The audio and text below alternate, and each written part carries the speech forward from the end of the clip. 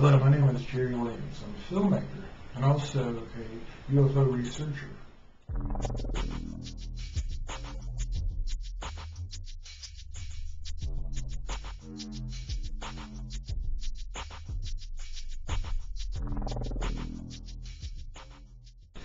Okay, well here's what we know and here's what we don't know.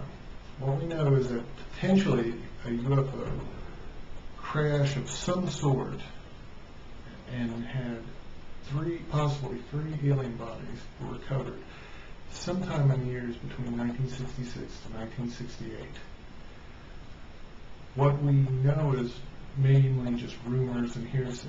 There's no real hard evidence. But that hasn't dissuaded me from trying to find out the truth of the matter. Now, I have to explain that UFOs, flying saucers, and everything has been a part of our culture since the early or mid-1940s. And even now, when you mention flying saucers, UFOs, or aliens, there's almost like a knee-jerk reaction against what flying saucers are, or UFOs are.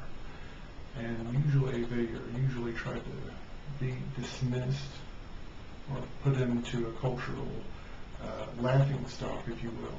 So they put the idea, the concept of alien spacecraft and bodies in such an absurd level that it evokes derision and laughter from people. And when you look at the popular media, you can actually see where they jokingly put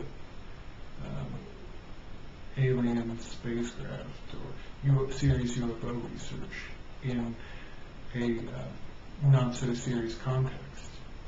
Flying saucers, they're real, just as real as Santa Claus, that's what. And we've got 10,000 Allentown youngsters to back us up. They greeted old St. Nick as he made his first 1956 appearance.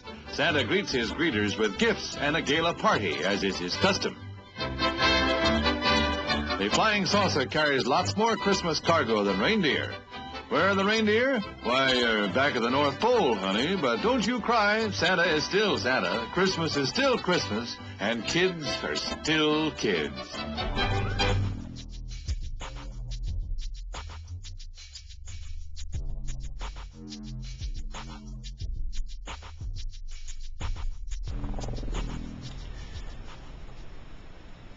Okay, now I've talked to you about the particulars of this potential UFO crash and potential alien bodies recovered in the late 60s. Because of the legacy of Roswell, I think it needs to be explained again. Roswell, New Mexico, what happened, if most people know about it now, just because it's part of the cultural icon, but let me go over past history. In 1947, a storm woke up a rancher and he found debris in his field. Now, allegedly, we don't know what it was, but allegedly, it was a flying saucer debris. The Air Force base officer at the time issued a news release saying that they had captured a UFO. Almost immediately, the general of that base put a clamp down on that. The information was suppressed, and the witnesses were told to, be quiet about it. And they said it was a weather balloon. Now, we know now that it was actually an orchestrated cover-up. Now, what exactly it was discovered in that debris field, well, we don't know. Some say it was a test balloon, some say it was some sort of space-age experiment gone wrong that didn't work for the Air Force. And some others say that it was a spacecraft and alleged alien bodies that were discovered. Now here's how it's connected to the Kentucky, Ohio crash and retrieval. After the story of the Roswell crash had happened and the subsequent, well, this is the weather balloon, this is what exactly happened, there was a concentrated effort to silence the witnesses, and essentially this pattern of fear worked. And for a long time, for decades, Roswell was considered a myth. And it wasn't only until the late 1970s that Stan Freeman, in his work, brought the Roswell case out in the open, and it was undeniable. There was an alien, or not, it wasn't, it was undeniable. There was an actual conspiracy to cover up the truth, whatever it was that they discovered in that debris field. How does this relate to the crashed UFO of Kentucky? Well, I believe, and this is conjecture, but I believe that something similar has happened in the Kentucky, Ohio area in the late 60s. Now, how is that related to Roswell? Well, think about it from the government standpoint. Roswell isn't a case, is a very good case of a cover-up gone terribly wrong, because they could never suppress the truth, because the witnesses, the botched press release. So any alleged UFO encounter, crash, or retrieval happened after Roswell was handled very differently. There wasn't any like, oh, we may have discovered a flying saucer in the debris field. Good example of that is Kecksburg, Pennsylvania. Something in the mid-60s may have crashed, but there was nothing like Roswell. It was very quick, methodical. The military closed off the area quickly. Now, I've been doing some research in the area of Kentucky and Ohio, and I've been looking at possible chemical accidents that may or may not hide the key to what exactly happened.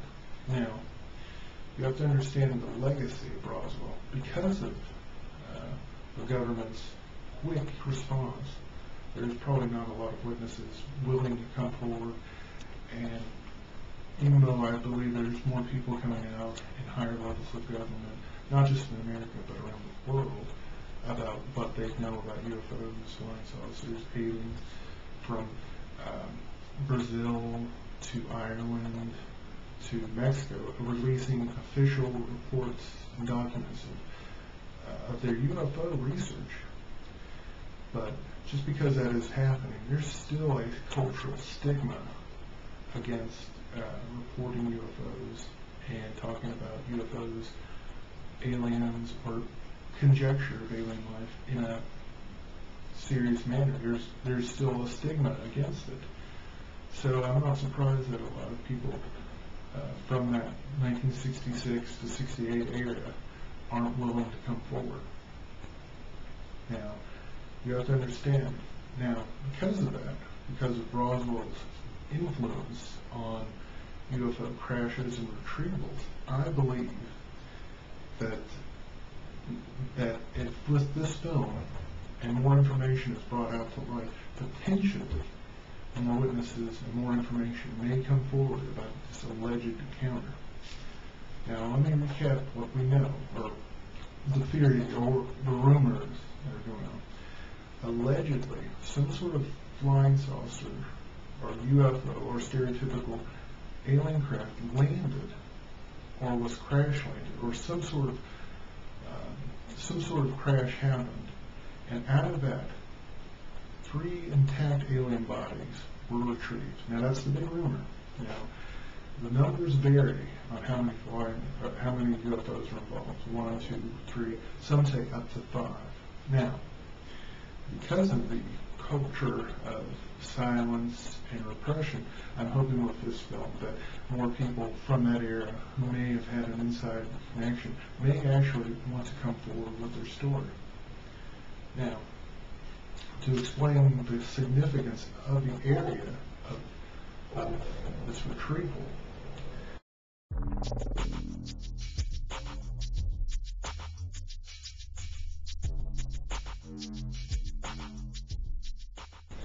from the years 1966 to 1968, we believe there could have been a potential of 5 UFO crashes.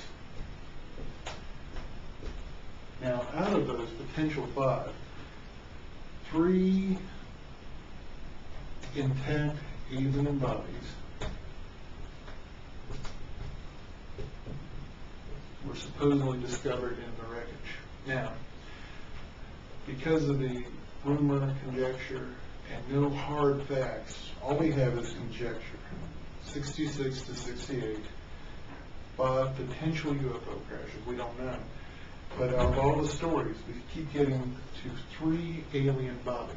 So, the conclusion is that some sort of alien crash and retrieval of these 3 alien bodies happened within these years, 1966 to 68.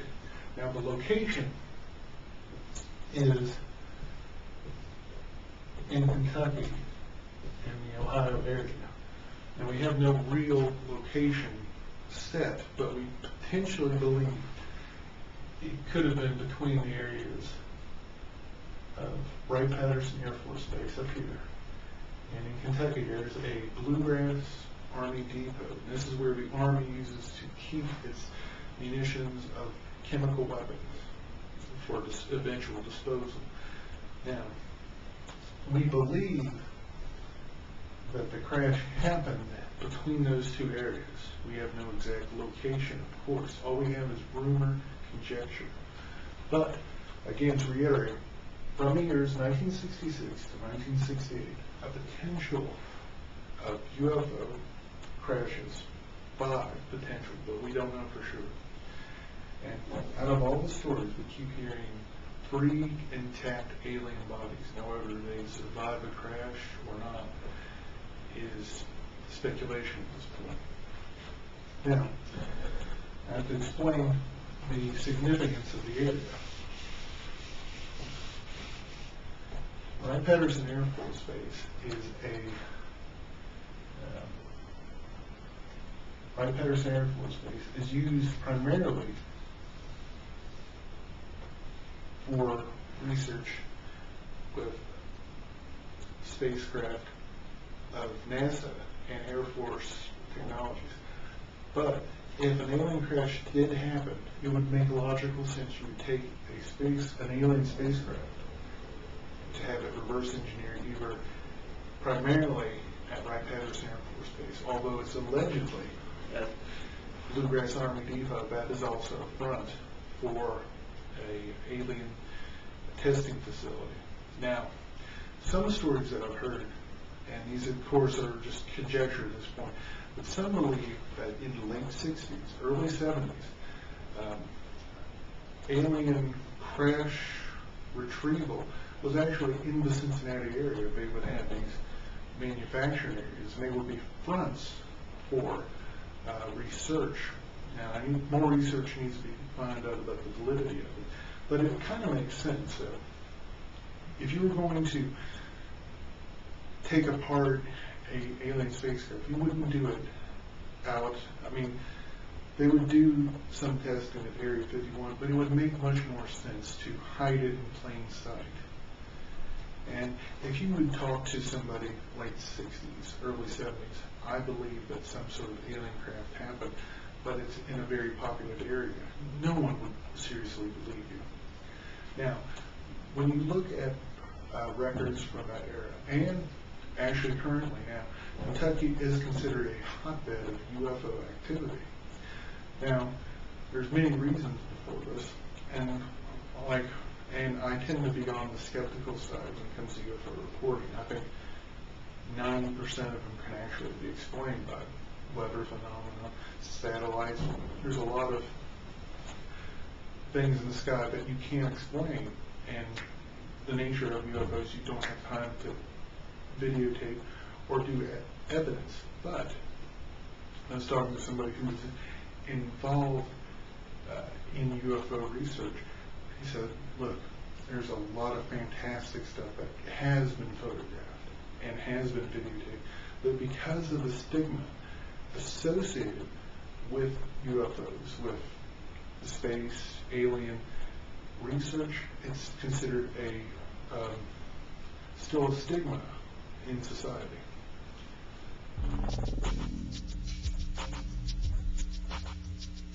In fact, I know they were. That texture was closer. What do you think, Mr. Rose? But they have become to consider, I'm of course surprised that the H.G. Wells classic, which is the original for many fantasies about invasions by mythical monsters from the planet Mars. I'm extremely surprised to learn that a story which has become familiar to children through the medium of comic strips and many succeeding novels and adventure stories should have had such an immediate and profound effect upon radio listeners.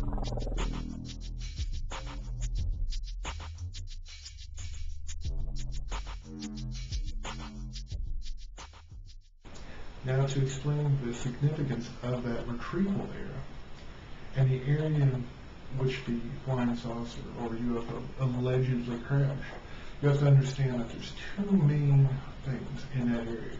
One is Wright-Patterson Air Force Base, which is based out of Dayton. And another is something called a Bluegrass Army Depot, which is based out of Richmond, Kentucky. Now, let me explain each one. Wright-Patterson Air Force Base was at that time period the place where you would do reverse engineering of any kind of technology. And at that point, we were still in the Cold War era. So anything Soviet related, they would take it to Wright-Patterson and they would try to reverse engineer whatever they would find. If Roswell did have a spacecraft or an alien, it would make perfect sense you would take an alien technology to Wright-Patterson Air Force Base. And the big rumor, and of course it's conjecture, of course, Wright-Patterson is where they would hold all the information and wreckage from this crash retrieval. So if there was an alien crash retrieval, it's not surprising, and it is kind of telling it's near the area of Wright-Patterson Air Force Base.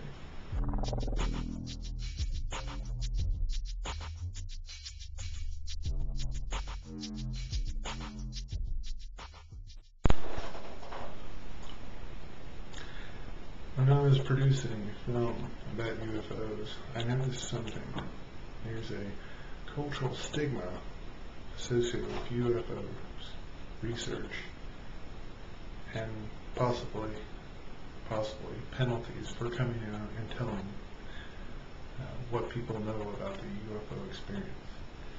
Let me explain a personal experience. This person knew someone that this person had worked with someone very close to me.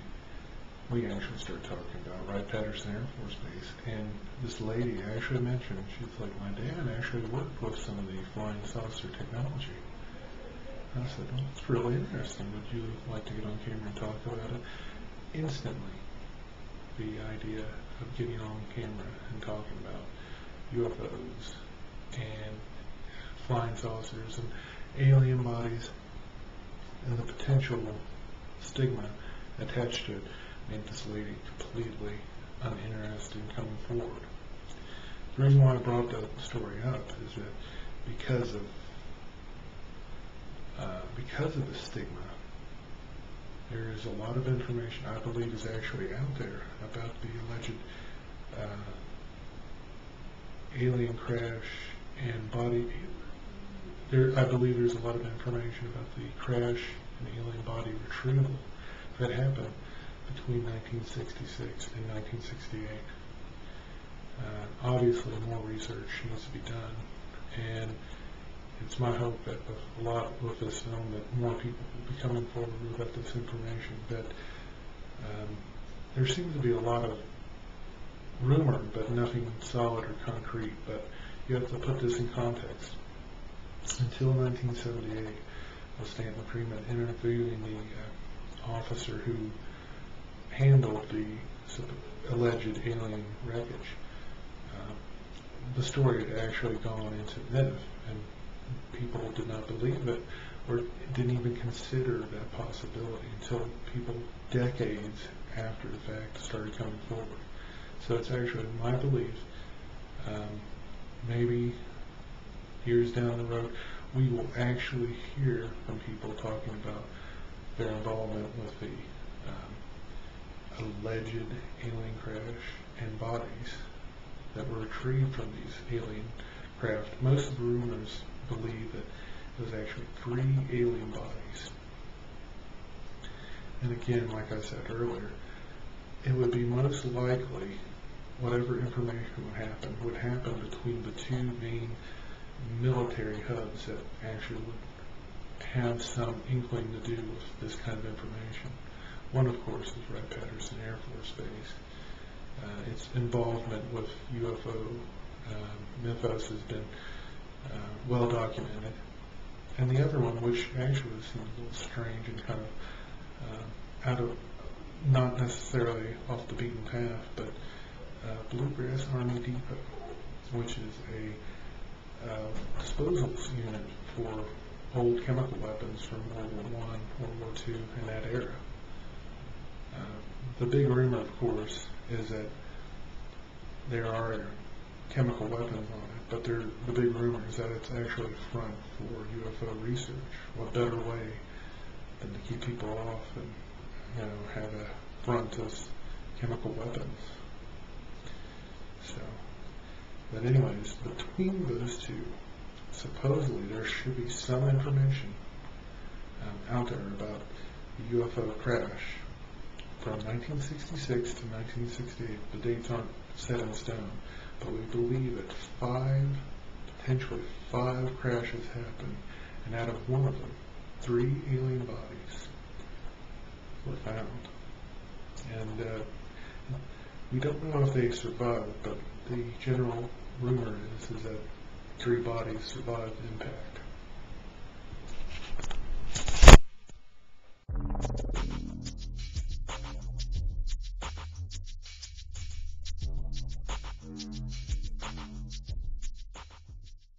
And hopefully, whatever really happened between those years, 66 to 68, and whatever happened with a potential alien crash and UFO and potential alien body retrieval, whatever happened, hopefully people from that area will come forward with their information. It's my belief that that actually happened in Roswell. It was considered a faux pas, not something you talked about, until people started slowly coming forward. And actually now, when you mention Roswell, it's a cultural, oh okay, aliens, some sort of crash happened. There's still a stigma against reporting what you know and what you don't know, and especially in regards to UFOs and aliens. I hope you enjoyed this film. Thank